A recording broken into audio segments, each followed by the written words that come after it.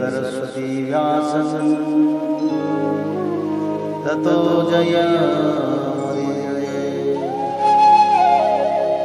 मूकं करोति वाचालं पंगुलंघयते यत्कृपातमहं वन्दे परमानन्दमाधवो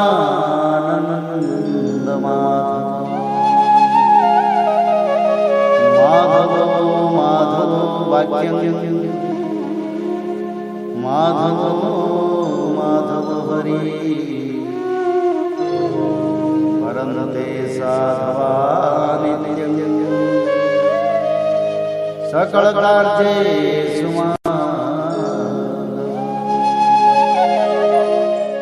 जय जगन्नाथ। अथाष्टादशो अध्याय प्रलंबासुर उद्धार। श्री सुखदेव जी कहते, परीक्षित, अब आनंदित स्वजन संबंधियों से घिरे हुए एवं उनके मुख से अपनी कीर्ति का गान सुनते हुए श्री कृष्ण ने गोकुल मंडित गोष्ठ में प्रवेश किया। इस प्रकार अपनी योग माया से ग्वाल का सावेश बनाकर राम और श्याम ब्रज में क्रीड़ा कर रहे थे। उन दिनों में ग्रीष्म ऋतु थी। यह शरीरधारियों को बहुत प्रिय नहीं है, परंतु वृंदावन के स्वाभाविक गुणों से ही वहाँ वसंत की ही छटा छिटक रही थी। इसका कारण था वृंदावन में परम मधुर भगवान श्याम सुंदर श्री कृष्ण और बलराम जी का निवास जो करते थे। झिंगुरों की तीखी झंकार झरनों के मधुर झरझर में छिप गई थी। उन झरनों से सदा सर्वदा बहुत ठंडी जल की फुइयाँ उड़ा करती थी, जिनसे वहाँ के वृक्षों की हरियाली देखते ही बनती थी। जिधर देखिए हरी हरी धूप से पृथ्वी हरी हरी हो रही है। नदी, सरोवर एवं झरनों की लहरों का स्पर्श करके जो वायु चलती थी, उसमें लाल, पीले, नीले, तुरंत के खिले हुए, देर के खिले हुए कन्हार, उत्पल आदि अनेकों प्रकार के कमलों का पराग मिला हुआ होता था। इस शीतल, मंद और सुगंध वायु के कारण वनवासियों को गर्मी का किसी प्रकार का क्लेश नहीं सहना पड़ता था। न दावाग्नि का ताप लगता था और न तो सूर्य का घाम ही। नदियों में अगाध जल भरा हुआ था। बड़ी बड़ी लहरें उनके तटों को चूम जाया करती थी। वे उनके पुलिनों से टकराती और उन्हें स्वच्छ बना जाती। उनके कारण आसपास की भूमि गीली बनी रहती और सूर्य की अत्यंत उग्र तथा तीखी किरणें भी वहाँ की पृथ्वी और हरी भरी घास को नहीं सुखा सकती थी। चारों ओर हरियाली छा रही थी। उस वन में वृक्षों के पात की पात फूलों से लद रही थी। जहाँ देखिए वहीं सुंदरता फूटी पड़ती थी। कहीं रंग बिरंगे पक्षी चहक रहे थे तो कहीं तरह तरह के हरिण चौकड़ी भर रहे हैं, कहीं मोर कूक रहे हैं तो कहीं भोरे गुंजार करे, कहीं कोयले कुहक रही है तो कहीं सारस अलग अपना आलाप छेड़े हुए है। ऐसा सुंदर वन देखकर श्याम सुंदर श्री कृष्ण और गौर सुंदर बलराम जी ने उसमें विहार करने की इच्छा की। आगे आगे गोहे चली, पीछे पीछे ग्वालपाल और बीच में अपने बड़े भाई के साथ बांसुरी बजाते हुए श्री कृष्ण।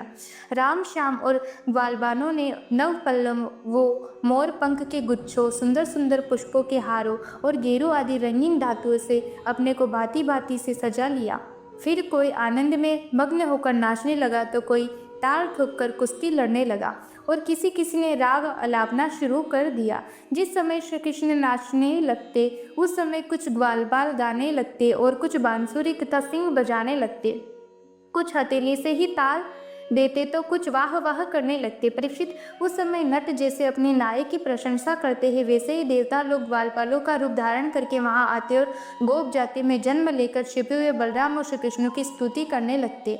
घुंघराली अलकों वाले श्याम और बलराम कभी एक दूसरे का हाथ पकड़कर कुम्हार के चाक की तरह चक्कर काटते घुमरी परेता खेलते, कभी एक दूसरे से अधिक फांद जाने की इच्छा से कुत्ते कूड़ी डांटते, कभी कहीं होड़ लगाकर ढेले फेंकते तो कभी ताल ठोक ठोक कर रस्सा कस्सी करते। एक दल दूसरे दल के विपरीत रस्सी पकड़कर खींचता और कभी कहीं एक दूसरे से कुश्ती लड़ाते। इस प्रकार तरह तरह के खेल खेलते। कहीं कहीं जब दूसरे ग्वालपाल नाचने लगते तो श्री कृष्ण और बलराम जी गाते या बांसुरी, सिंह आदि बजाते और महाराज कभी कभी वे वाह वाह कहकर उनकी प्रशंसा भी करने लगते। कभी एक दूसरे पर बेल, जायफल या आंवले के फल हाथ में लेकर फेंकते, कभी एक दूसरे की आंख बंद करके छिप जाते और वहां पीछे से ढूंढता। इस प्रकार आंख मिचौनी खेलते। कभी एक दूसरे को छूने के लिए बहुत दूर दूर तक दौड़ते रहते और कभी पशु पक्षियों की चेष्टाओं का अनुकरण करते। कहीं मेंढकों की तरह फुदक फुदक कर चलते तो कभी मुंह बना बनाकर एक दूसरों की हंसी उड़ाते।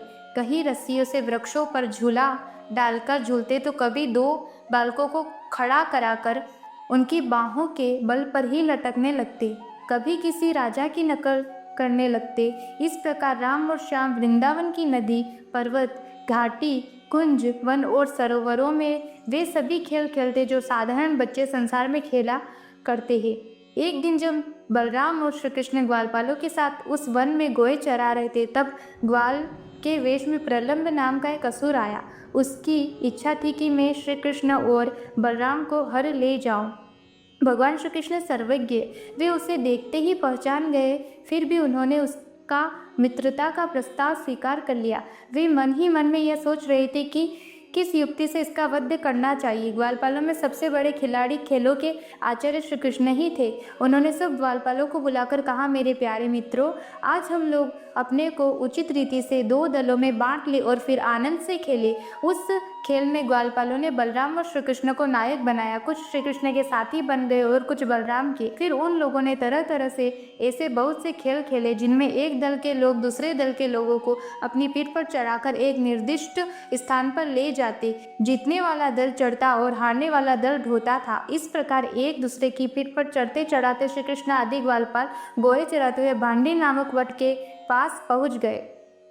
पर एक बार बलराम जी के दल वाले श्रीदामा, वृषभ आदि ग्वालपालों ने खेल में बाजी मार ली। तब श्री कृष्ण आदि उन्हें अपनी पीठ पर चढ़ाकर ढोने लगे। हारे हुए श्री कृष्ण ने श्रीदामा को अपनी पीठ पर चढ़ाया, भद्रसेन ने वृषभ को और प्रलंब ने बलराम जी को। दानव पुंगव प्रलंब ने देखा कि श्री कृष्ण तो बड़े बलवान हैं, उन्हें मैं नहीं हरा सकूंगा, अतः वह उन्हीं के पक्ष में हो गया और बलराम जी को लेकर फुर्ती से भाग चला और पीठ पर से उतारने के लिए जो स्थान नियत था उससे आगे निकल गया। बलराम जी बड़े भारी पर्वत के समान बोझ वाले थे। उनको लेकर प्रलंबासुर दूर तक न जा सका। उसकी चाल रुक गई। तब उसने अपना स्वाभाविक दैत्य रूप धारण कर लिया। उसके काले शरीर पर सोने के गहने चमक रहे थे और गौर सुंदर बलराम जी को धारण करने के कारण उसकी शोभा ऐसी हो रही थी मानो बिजली से युक्त काला बादल चंद्रमा को धारण किए हुए हो।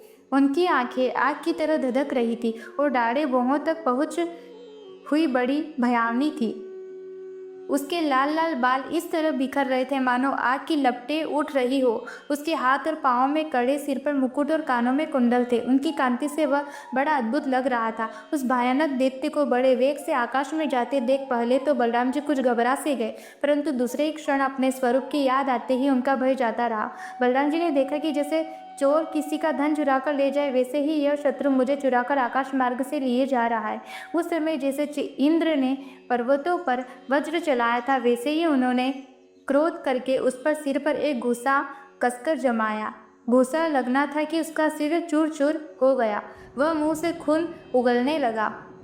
चेतना जाती रही और बड़ी भयंकर शब्द करता और इंद्र के द्वारा वज्र से मारे हुए पर्वत के समान वह उसी समय प्राणहीन होकर पृथ्वी पर गिर पड़ा। बलराम जी परम बलशाली थे। जब ग्वालपालों ने देखा कि उन्होंने प्रलंबासुर को मार डाला, तब उनके आश्चर्य की सीमा न रही। वे बार बार वाह वाह करने लगे।